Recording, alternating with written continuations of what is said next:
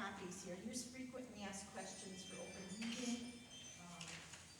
So on the bottom, it talks about if you guys are doing this via email or however you're doing it, but something needs to be addressed as to how is this being done, because I'm on the policy committee. We did not even look at policy. And for policies to come through that many at one time is crazy. I don't know if you guys know which open meeting or your policy committee thing is. Here's, I need a copy off the website as to what your policy is and get on your committees. But you guys did pick up, did have, the board did pick up that they wanted to have a policy committee, and you said you wanted to be transparent and everything. So you have a policy committee, and then you run these policies through without even having anybody take a look at them. And I know you're still getting your policies from this group that is going to go extinct real soon. And I've made comments on that because this policy company it's not good. You need to go through Wisconsin to get Wisconsin policies. Anyway, I'm just kind of not real happy with that. Then on the back side of the first page I gave you also has open meeting laws as to how things are to be posted. This one has to do with the annual meeting, how you guys posted for when you guys wanted to do your pay increase. It was not stated as to what it was. How you guys did that was illegal. And I'm just not real happy at how that annual meeting went. I kind of gave a lapse because I know this is Chris's first one and trying to put everything together. But that should be stated as to what you guys are going to be voting on and not trying to sneak through a pay increase. Thank you. Next, Stacy.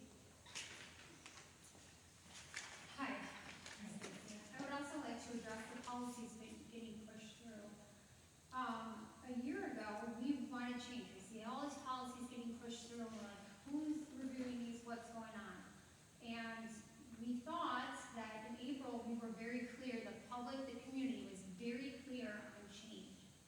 Getting 2 writing candidates in, and to have Colton back on, what change have you done?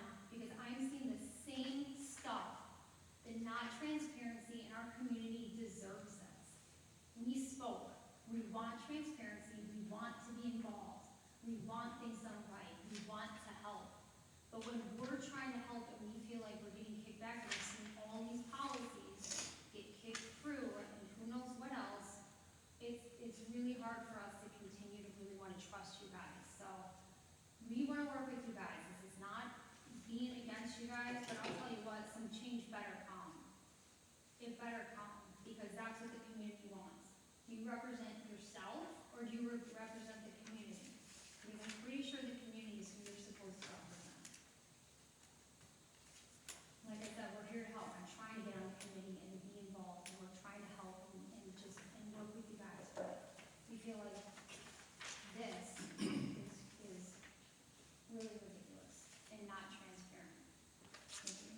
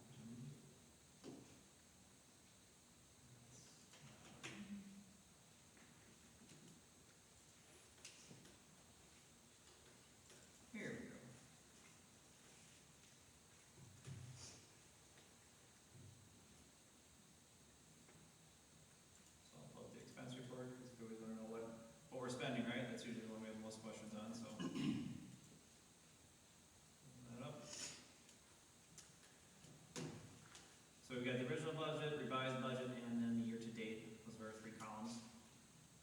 And you can see there's not a lot of spending on a lot of things because we're only about quarter of the way through the school year. The end of the grade period is November 22nd of trimester, so we're about a third of the way. So some of these things are going to be in that 20% range to 33% range. Some are over already, but it just depends on how things are funded and when those are due and all that. So some things will get paid out prior to the end of the year. But that's just something that we keep an eye on in the business office to see how close we are to that goal and whether or not we need to amend the original budget. One thing I would like to bring up for a note of change would be PTO. We originally talked about at the start of the year that PTO was going to have their funds into the district, and that was a policy that the previous district administrator had in place. I'm recommending that we no longer do that and that the PTO has their own account. It's easier for them to get the funds and manage their own funds versus having to go through us. It's another step for them, and it just was slowing down the process. We're still in close communication with the PTO. We still talk about all the different things and what they're going to add to the school and how they can contribute. It's just they don't have to go through district approval to get the funds with the PTO space. And it was that help. It was always like that in the past. With the last district administrator changed that for some reason. Most districts in the area, the PTO is allowed to have their own banking inside of the school. Makes perfect sense. They're raising the money, they can control their money. Correct. They I can agree. as they're going to run. They've done nothing for us to make it seem we should control it.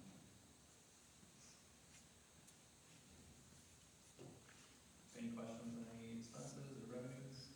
Would you say generally we're on track for where we think we should be for the year? Everything is on track where we are, should be for this year. The only thing that has piqued our interest so far would be the money that we decided to set aside for the business office for the entering CISA 2. We don't anticipate spending nearly that amount of money on that, so we will probably have to talk about that at some point in time to, get those dollars elsewhere. Gary Smith has been doing a great job at the business office and picking it up quickly, so we will not need as much money as we thought to put into that.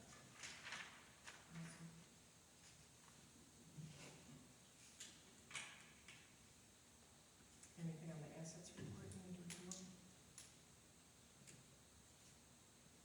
Not unless anybody has any questions, I'll put up there though.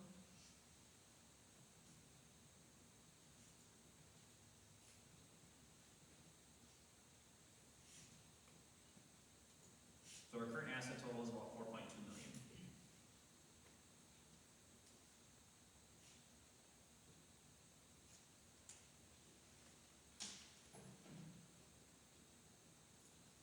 Okay, personnel report, approval of appointments, resignations, and retirements. Yeah, so personnel, we are looking at hiring another aide for this year because we have somebody off on maternity leave, so we're gonna need that extra help in this building when that person is substituting for a staff member at intermediate. And Janelle Bervelli is our recommendation to take up that spot. It would be a position for just this year, it's a non-renewal position. And she was made aware of that at the time of the interview.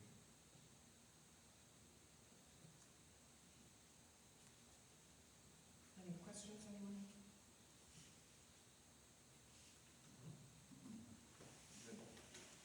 I make a motion to approve the consent agenda as presented. Second. All in favor? I Aye. Motion carries. Next is new business, discuss and take possible action on estimate for honor intermediate school gym lights replacement. Yeah, so if anybody was there recently for the chili cook-off, you probably saw the bad lighting firsthand. I can speak to the level of the nice lighting that we have in this building now, much better than what they were in the past. We're looking at doing something similar to intermediate. There's a half of the gym where the lights kind of flickering and not really on. It's pretty hard to see over there. We would like to use the same person through JW Electric, and the amount is just over that $5,000 amount for maintenance, so I would have to get board approval for that. The total amount would be $5,800, so just over the $5,000. Isn't the approval mark 2,500? Is it 2,500? Yeah. Okay, 2,500. Yep, Do you recall what it cost you when we did the lighting demo? pretty similar price.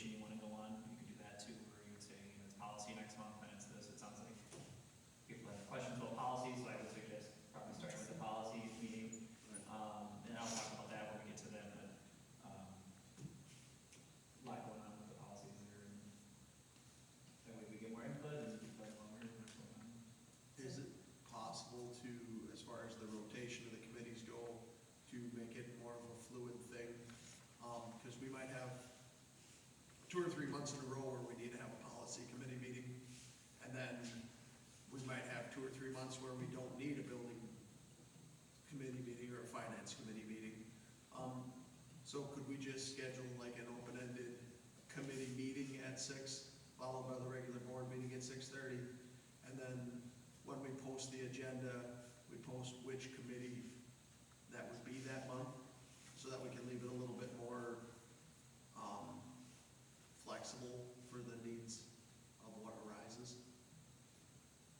I mean, is that possible? Just I believe that is throwing option that that out would there. work, yep, we just need to post the agenda ahead of time, just like we would for any meeting. Is a half hour enough time, or do you need more than, if we start at 5:30 to 6, or 6:30? It seems like with all these policies to go over, starting at an hour early, we kind of. Yeah. If you're doing policy, you probably need an extra hour, right? If you want to look through every policy and have everybody's input and all that, yeah, it's probably Yeah. gonna take you an I'd hour, say we but- start at 5, keep the meeting at 6, keep it standard at 6 o'clock, be good for everybody.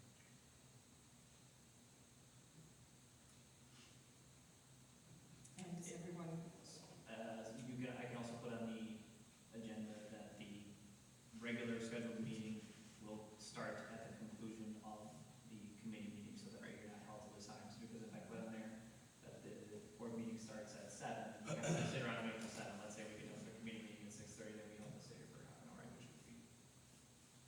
That's good.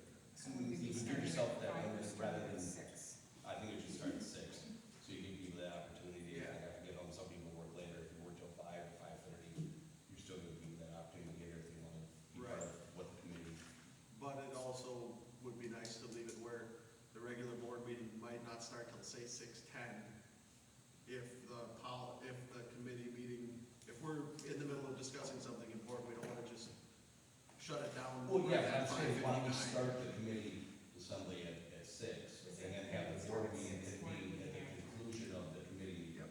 Yes. That's fine, too. But maybe make it so that the committee meeting goes no longer than 1 hour. Yes. So that the regular board meeting will start no later than 7 PM, so we don't have something that goes so prolonged. And if it's deemed necessary that you need to proceed more with what the committee subject is, you could even take a vote that if you want to have an additional meeting throughout the next month to reconvene with the committee if something is very pertinent that comes up, you know.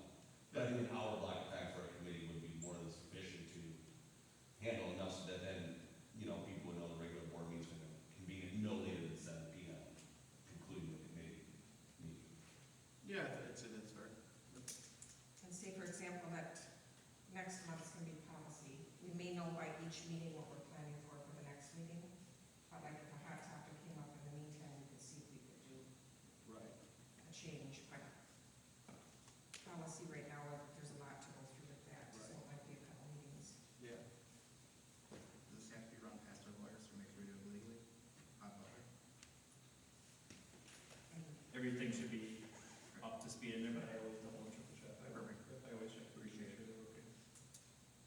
now also, as far as these policies, does the public have access to the documents on the website to look at the I policies? don't believe so, but I can put those on. Okay. So that if they want to look at them in advance, they can have access to them? Yep. And that would be the proposed policy changes, correct? That would be posted, not the existing. 'Cause Yep, and I didn't post them this month because this is just the first read, and the last time there was a big list like this, you actually took 2 readings before we went to vote, so. Yep. And that's just something I can change in the future too, even if it's a first read, I can put the policies on there as well, if that's. People would prefer. Sure.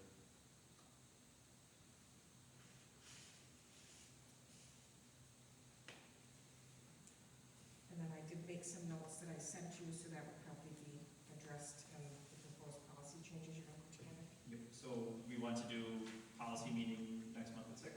Yes. Yep, yes. Okay.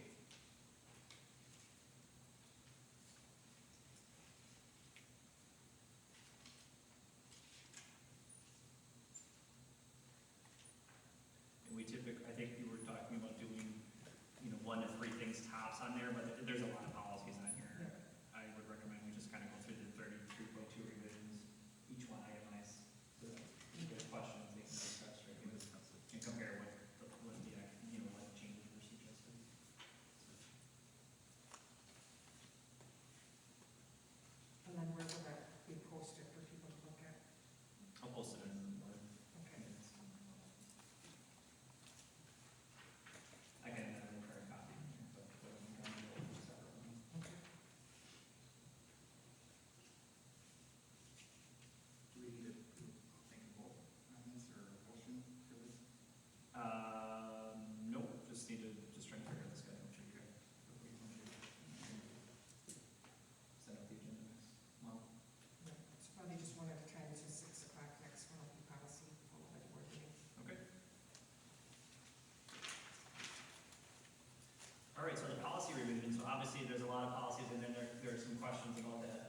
I did state this in the past, that we are behind on policy updates. We use Neola for our policies. They were not updated last year. There's typically 2 major revisions a year. This year is a little bit of an anomaly because we had some individual policies come up besides that, especially in the summer we had the one. But these are, so the 33.1 we just passed was from last year. 33.2 has already been recommended through Neola as well. So we are behind, and that's why the list is so big. And Neola is one of the 2 major policy providers in the state of Wisconsin. Over 3/4 of the state uses Neola, and it's the most highly recommended for the state of Wisconsin. This is a first reading. All of these, and if you kind of look at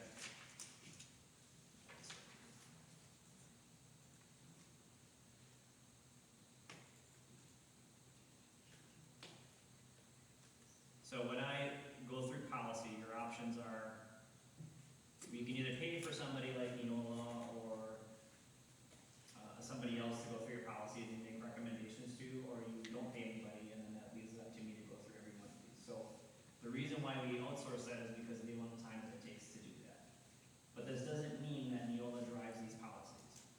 Neola comes to me and they say, okay, here's all the revisions. Here are the drafts that we recommend. Do you want to pick one of these drafts or not even present any of these to your school board? So what I do is I meet with the Neola rep and I go through each policy and look at what's best for the community, what's best for our district. I pick a draft, amend a draft, or don't recommend anything. So anything that you get from a policy revision from the agenda has already been previewed through me. You can go directly through, if we don't outsource through Neola, it would have to be through me and our attorney. So you'd be paying money to have an attorney go through and draft each one of these to make sure that they're compliant with state law. So my goal is not, I don't have some kind of agenda that I'm trying to push through with these policies. I'm just trying to follow state laws to protect the district, the students, and the staff from any kind of legal issues. That's the reason why I'm picking these. And anything that's best for the students or best for the community. I'm not picking policies that would not fit the community, which is why it's important to have that process where I get to go through and draft it first, to bring it to you, but then you ultimately make the decision on policies, right? The school board is like she said, like the school board, that's your number 1 thing. It's one of the most important jobs to determine policy. My job as the district administrator is to make those administrative guidelines and hand off and to make sure that those policies are being done through our procedures as a district. And most of these are kind of like revisions.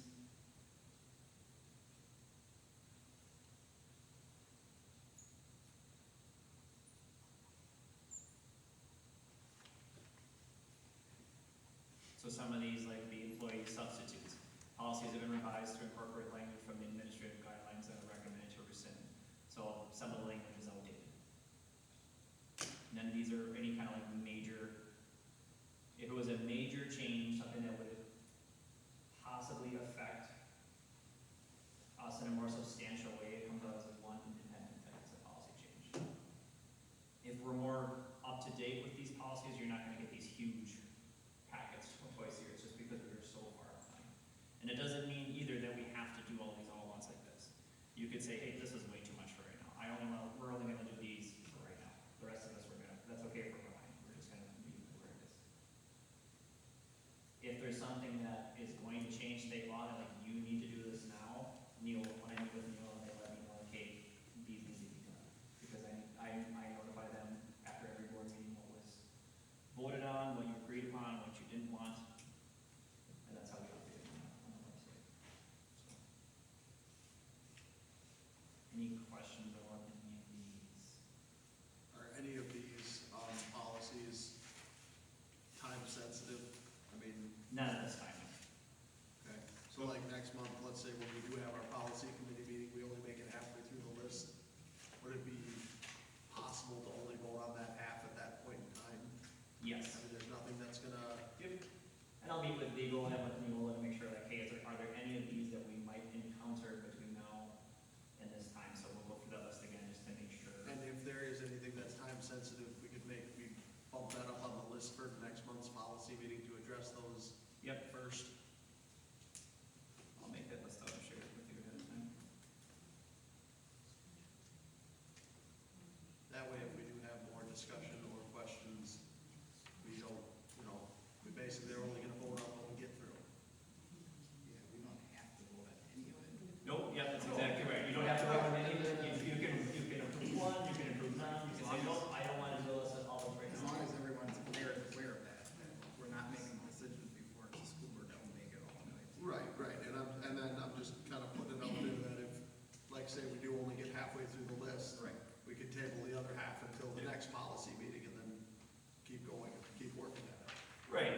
there's some of these things that when I went through, and Michelle asked me this question prior to the meeting, because there's a lot of vending machines in here, so there's a revised thing on vending machines. Well, are you aware that we currently have a vending machine policy? We do. Do we have any vending machines in the district? No, we do not. So, do we really need to amend a vending machine policy that we don't have one for in the event that we someday get a vending machine? Or do you just say, okay, well, if we ever getting a vending machine, then we worry about the policy at that point? We'll deal with it at that point. We have to. So, I mean, there are some right here already that like, okay, that's a valid point, we probably don't need the vending machine policy. Right.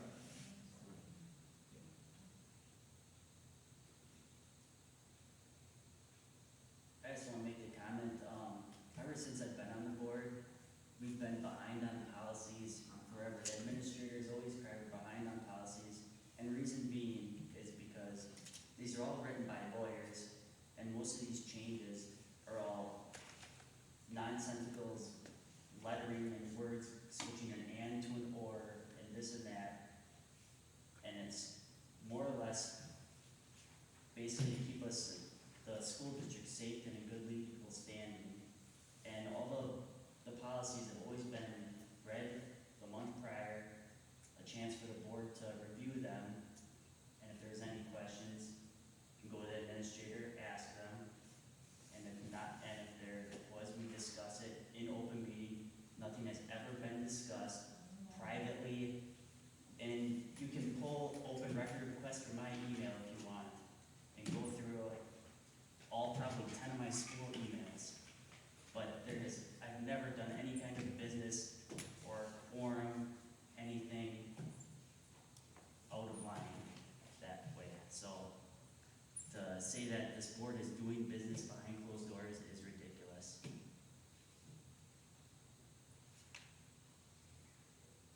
Any other questions on policy?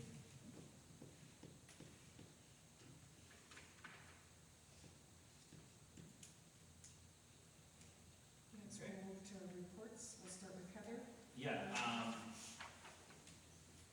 so Heather is a reading specialist. Every year, we are supposed to inform the school board of our district's reading instructional goals. This year is rather unique with the new law in Act 20. I thought, who better to do that than our reading specialist, because this is what she eats, sleeps, dreams about, was Act 20. Her whole life revolved around Act 20, so this was great. So I just want to thank Heather for all of her hard work with that this year, providing professional development for the staff, helping me along the way to learn this, and she also does stand in teacher leader if I'm ever willing for meetings and stuff, so she's doing a great job. Thank you, Heather. Yeah, like Chris said, so I'm just here to provide some updates around our early literacy instruction, specifically some updates that were required by what is known as Wisconsin Act 20. So I want to just give a little bit of background information for those of you who are not familiar with Act 20. Wisconsin Act 20 is a bill that was signed into law by our state legislature just over a year ago in July of 2023. So the law aims to require public schools to provide what's referred to in the law as science-based early literacy instruction, with the goal being that we're ensuring that students can read proficiently by the end of 3rd grade. And Wisconsin is not unique in this law. Last I checked, I think it was 39 other states have passed similar laws or policies related to reading instruction. And so with regards to science-based early literacy instruction, science-based early literacy instruction as defined by our law, Act 20, includes specific components of literacy learning, which we're not gonna, that's a whole other deep dive that we're not gonna go into today, but science-based early literacy instruction is sometimes also referred to as the science of reading, and it's just basically requiring that schools, especially in grades 5K through 3rd grade, are providing systematic and explicit instruction in literacy based on what we know about what research says about how the brain learns to read. So as far as the science of reading, because the science of reading or science-based early literacy instruction is something that you may have heard referenced like in the media or in marketing materials for reading programs and things like that. I felt it was important to just talk a little bit about what the science of reading is, which is just a body of research that is several decades old and spans across many different facets of research, and also talking about what it is not. Chris, if you want to go to the next slide.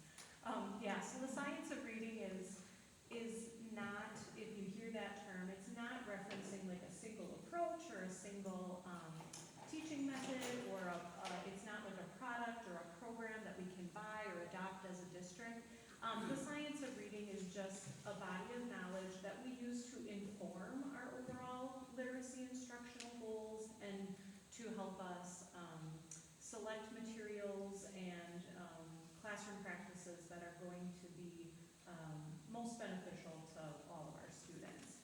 So we also wanted to share then, what does Act 20 mean for HNR? So primarily, so as a school, right, Act 20 is a law, a piece of legislation, and so the implementation plans for us at HNR include primarily updates to our 5K through 3rd grade foundational skills curriculum. It includes some staff, quite a bit actually, of staff professional development that we've already begun, some updates to our assessments that you're going to see some more information about, and then personal reading plans for students who, based on our assessment, are found to be at risk of reading difficulties. So we'll start by just talking a little bit about the curriculum. One area of need we found in our current instruction in order to commit to the requirements of Act 20 was in our phonics instruction. So we have, for this year, for our 5K through 3rd grade teachers, we've adopted a new systematic and explicit phonics instruction program known as UFly Foundations. So it includes phonological and phonemic awareness, phonics and word reading instruction, and reading fluency practice for our students in 5K through 3rd grade. So our teachers are kind of filling that gap that we identified by providing instruction that incorporates high leverage routines and is consistent with the definition of science-based literacy instruction.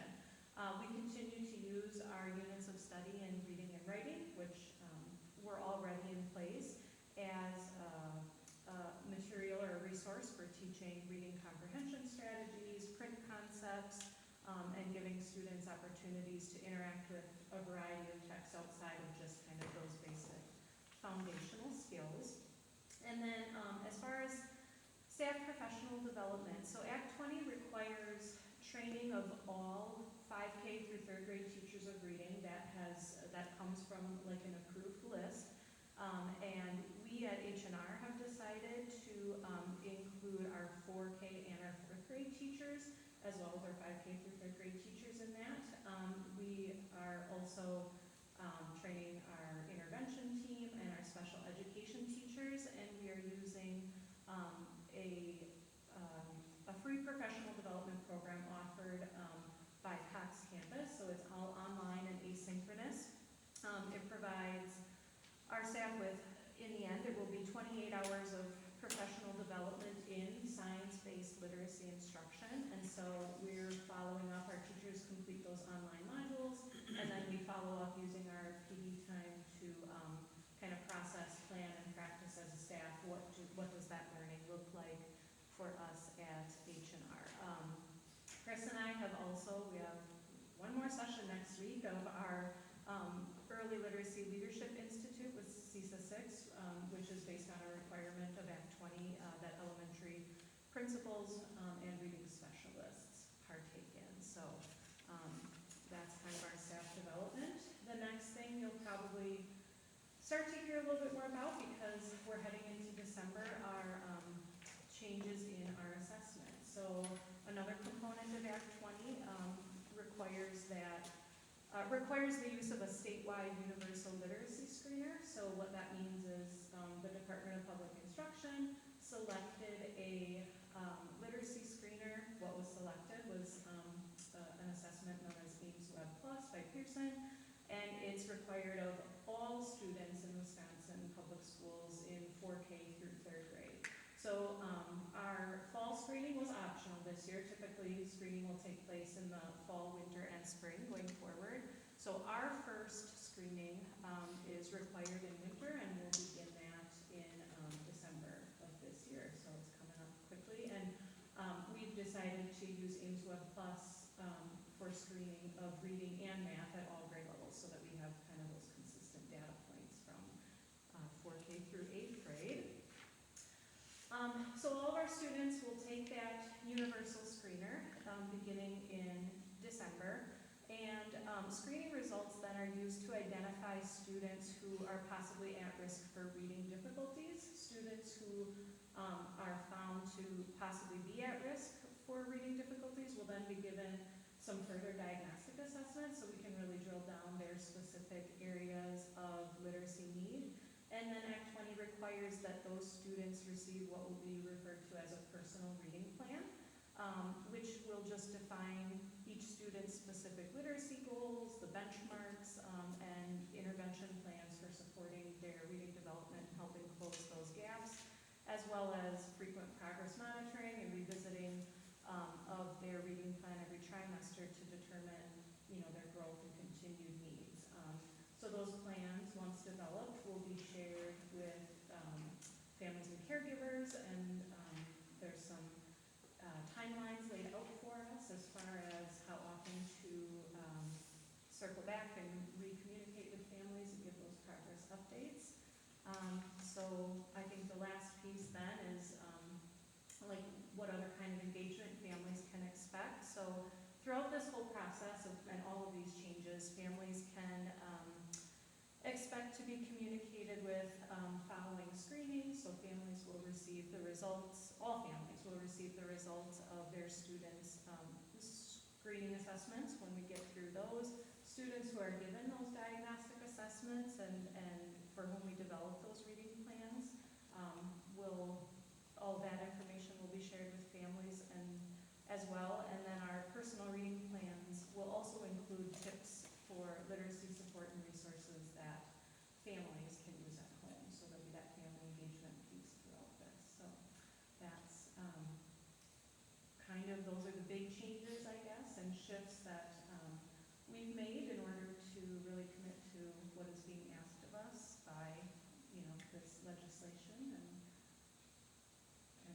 it's been a learning curve for all of us, and so, the first time we go through it, we may find that there's some changes and additional details that need to be ironed out, but we'll figure that out as we go. I feel pretty good about where we're at now and some of the plans that we've made, so. Any questions or anything? The screening and assessment that's done in December, Mm-hmm. when will results be available for that? Is that something that will get shared? Pretty quickly. In fact, Act 20 requires that results of the screening are shared with families within 15 days. So we have some, forms and letters and things ready to go. So as soon as we get those reports, when students complete the screening, the score is automatically generated. So from there, it'll just be a means of printing the reports and getting them ready to go home with students. So. And then will that create like a baseline for further testing? Mm-hmm. And is that something that'll be shared publicly too, that we can see kind of where we are at?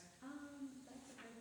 Not per student, but overall, like Uh, where not each the- are at? Not the screening, that would be shared publicly, not the district screening, the state assessment, and that's part of our state report card score. This is not part of the state assessment or state report card score, this is for us to diagnose. What issues? Yes. Yep. How do you feel the kids are responding to it? I know it's early, it's only a quarter year through, but have you seen a good response?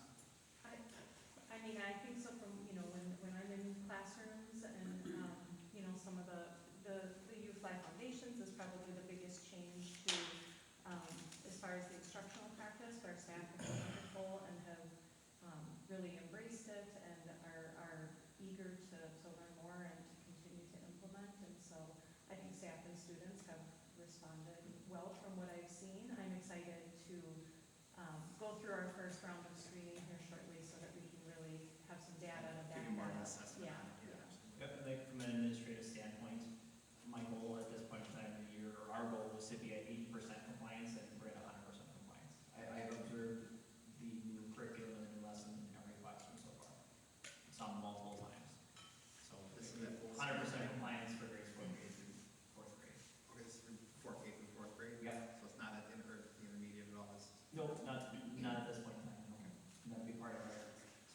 year, we're developing a 3-year plan right now, and that'll be part of that 3-year plan, is when we look at the 3rd year and think, okay, well now that we know this sort of foundationally, what, teachers will then begin to identify where the kind of holes and gaps in the curriculum, and how, how do we merge that with our current book series and sets that we have, and where do we need to fill in gaps, and then, changes to the intermediate curriculum and training, will start at that point in time. But all the research says to get the kids early, right, so that's what the state is really focused on, is that early literacy, direct instruction. The evaluations or the testing and stuff, is that fairly standardized across all districts? So that if a student were to change schools, the next district can be brought up to speed on their needs?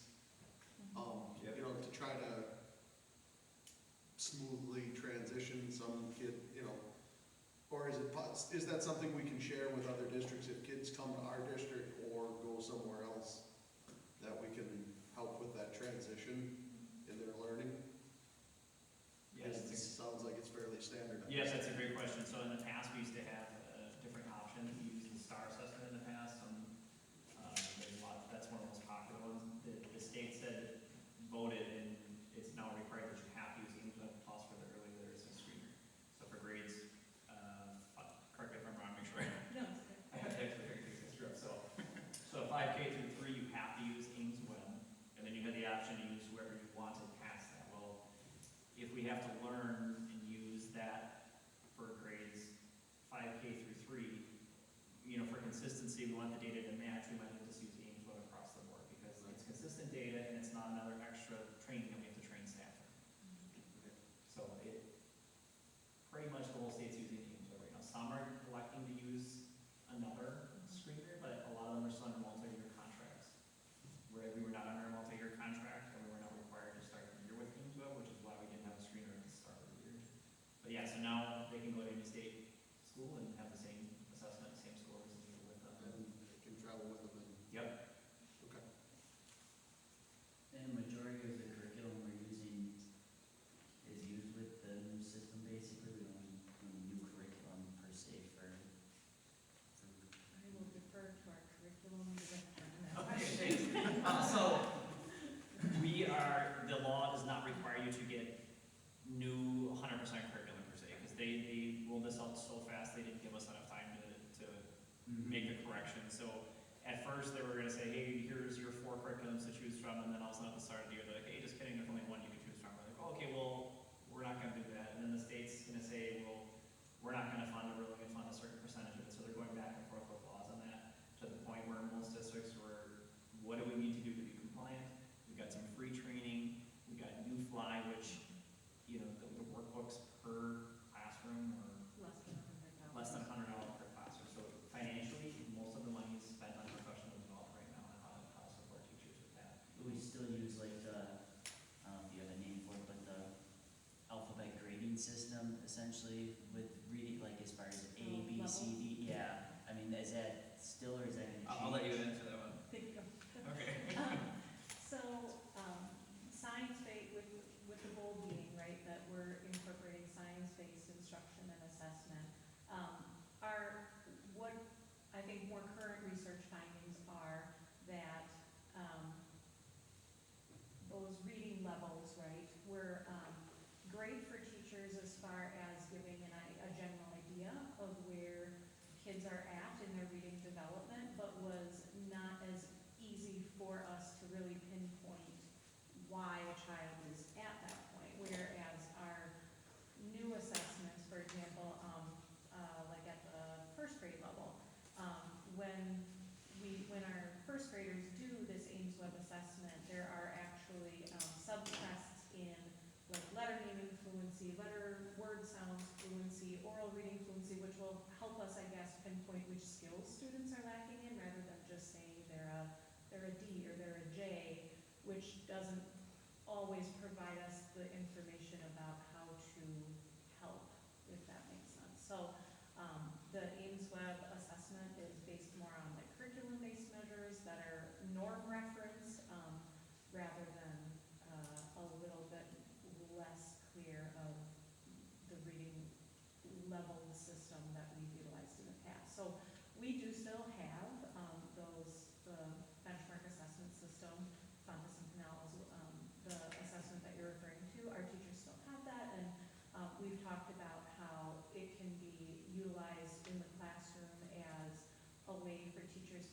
to sit down and listen to students read and kind of get that feel for where they are and talk about stories and ask comprehension questions.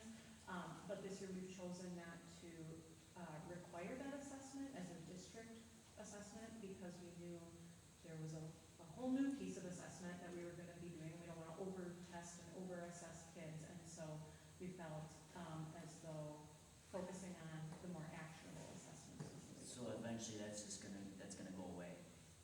If that would be my gut feeling. Sure. Yeah, that's kind of our part of our 3-year plan. We don't want to rush into anything. We want to make sure that the state irons out what they're going to fund and what they're not going to fund, because if they're going to mandate us to do this, well then, you know, you better give some money to districts to do this, because if we're going to put in all this effort and be forced to do that, there has to be some kind of financial compensation for us, because that's a lot to expect us to just all of a sudden come up with. Good. Thank you. Thank you. So believe it or not, that was probably our 3rd draft. So that was the pared down easy version. I was like, Heather, this is really great, but can you make this a little shorter? Heather, this is really great. Can you make this a little shorter? So I'm glad I asked her to come and read that. So I can, all right. So my report, I will try to be a little bit shorter than hers. There, we got upcoming stuff. We got end of trimester is November 22nd. It's hard to believe it's already coming close to Thanksgiving break here. We have November 26th. That is Tuesday. We've got basketball games at HNR at the intermediate versus Dodgeland. We've got the 4K program, Stone Soup. I might actually try the Stone Soup this year. So it's fantastic. Is it? Oh, it's gonna be a big. I've never tried it. So it's exciting. Professional Development Day is November 27th. Teachers will have the option to do that at home. So most of the districts in the area have off on Wednesday. In this year, Aaron School District and also the only 2 in the area that actually have Professional Development Day. The others have that as a flex or completely off, but because of the shortened calendar that you go around, we had to try to make those minutes up as best we can because teachers have to meet their contracted time with throughout the year and also their time with the students. So they have the option to work virtually that day if they would prefer. So I think that's just best at this time of year to spend time with family if you can, and it's good for the morale of staff at this point in time because behaviors start to creep up a little bit in the holidays, especially at the elementary buildings. So the kids get a little excited between Thanksgiving and Christmas time. What else? Board election information. So that is posted on our website. So the deadline for the newspaper publication is November 26th. So on or about November 26th, we can start to prepare packets of information for potential candidates. That is on our website under the board minutes. I also have paper copies if anybody is interested. They can stop by any time and pick those up. And we have 3 seats open. 2 seats will be 3-year spots, and one spot will be a 2-year spot. So the position that Colton is in right now will be renewed as a 2-year spot. And then how that works is the 3 people that get voted in, the person with the least amount of votes out of those 3 would then get the 2-year seat. That's how that is determined. So it'll be pretty interesting. It's going to be an interesting year for us.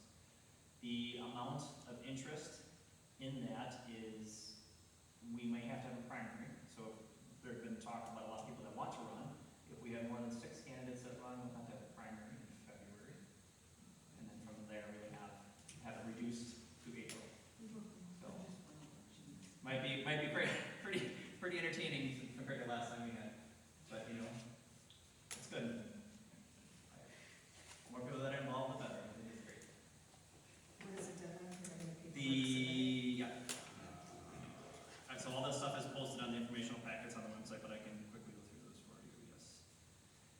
So the earliest date that it's going to be published for circulation in the papers is December 1st, which is why if you're like, hey, I don't look at the website, I haven't seen this yet, the earliest date we can post it is December 1st. The deadline for incumbents to file notice of non-candidacy is December 27th.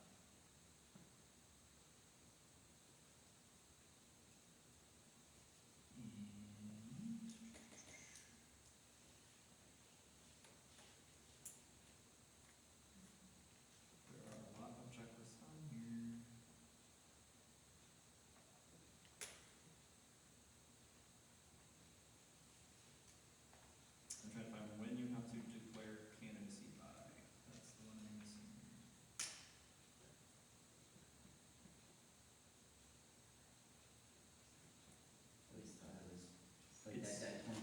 January 7th, December 1st to January 7th, you can do it. Around the first of the year to get your name on the ballot. Yep, so between December, thank you, between December 1st and January 7th, you can file a motion to declare candidacy. If you're not going to run, you have to file for, if you're an incumbent, you don't want to run, non-candidacy is December 27th. Then between January 7th, that triggers our date between January 7th and February, so that'll be another timeline to go up with that, so. Nobody's run as a write-in. Yep, and you can do that as well, correct.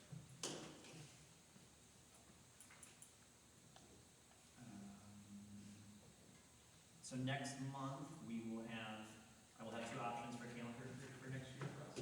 So staff are gonna vote on that as part of their PD day, or the work next that they will be working on. So we'll have two options for you to vote on in December for next calendar year.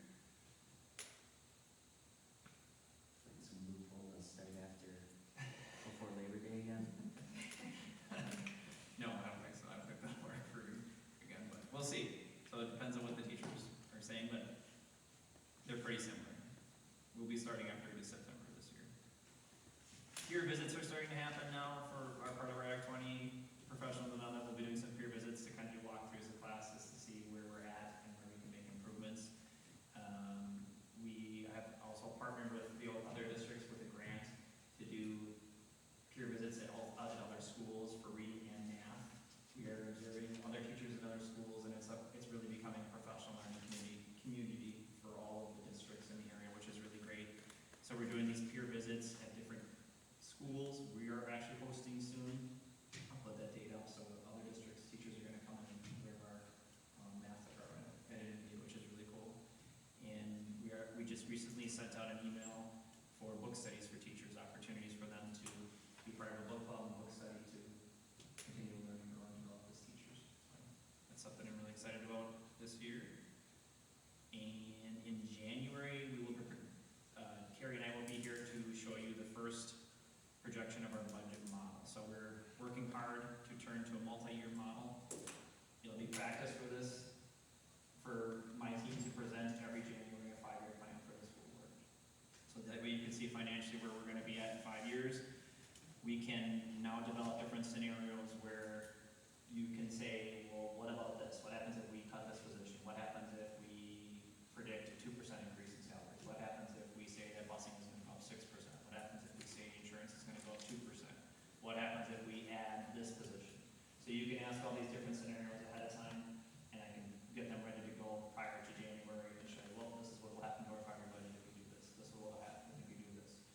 And the reason why we're going to this is because my first year doing it, I wasn't aware of how to do that, so I had to learn how to do this. And I certainly don't want to be putting the community in a position where they're like, hey, why did the mill rate go up? Why did our levy rate go up? This 5-year projection model will show you pretty accurately where the mill rate and levy rate is going to go, what will happen to it over the course of 5 years through decisions that we make, or that you make as a board. So that will be coming up in January.